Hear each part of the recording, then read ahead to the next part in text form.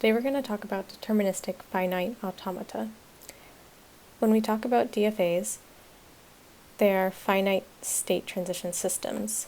So having a finite number of states, a state is just a description of a system at a given time, and a transition is just a change in state.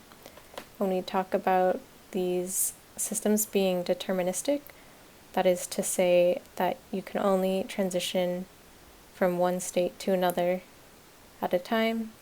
So given one input, you will be given one output. And automata are just a mathematical way for us to model these systems, and an automaton performs an action based on input instructions. So taking a look at the formal definition of a deterministic finite automaton, we have Q, that is a set of all the states. Sigma, again, this is a set and it is the input alphabet. Delta is our transition function, so which states you can transition to from a given state. Q naught, that's just our start state. And F, again, is a set, and that is of all the accepting states of the automaton. So let's look at an example here.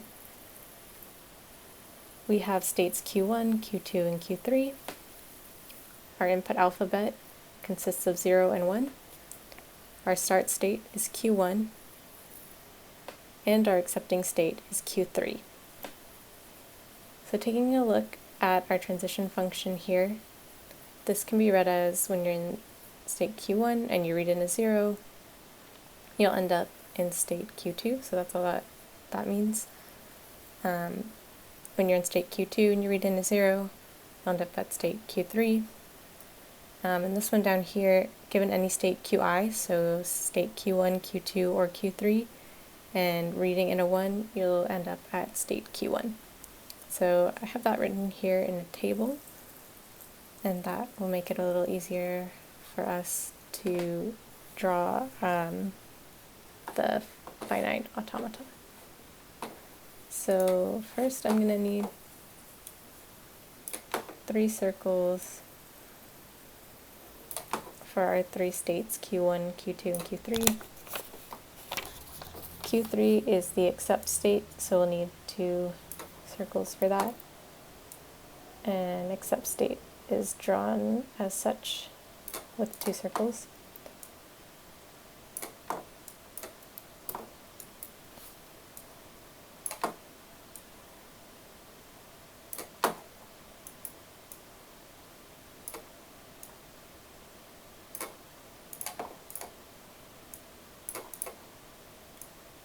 Okay, so I'm just going to go ahead and label these.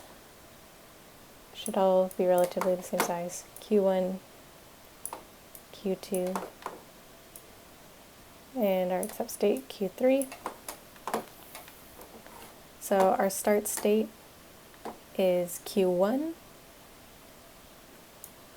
So we'll come in to state Q1.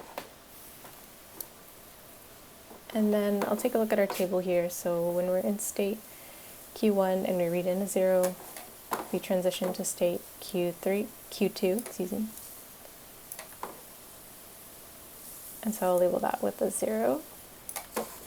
When we're in state Q1 and we read in a 1, we stay at state Q1.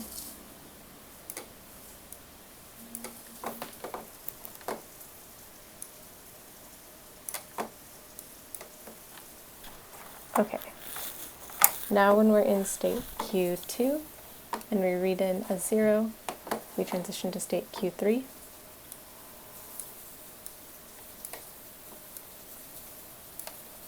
And when we're in state Q2 and we read in a 1, we transition back to state Q1.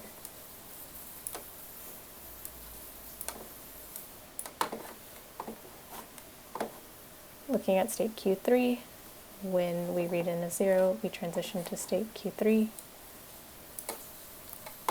So it'll loop back on itself here.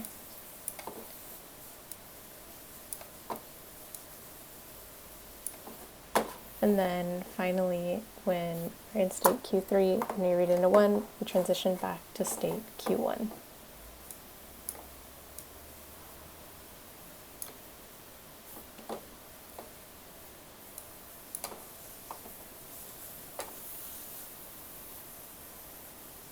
So if we were to describe this language,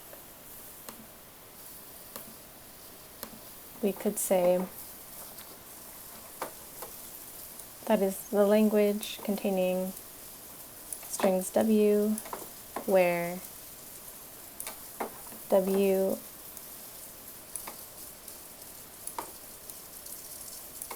ends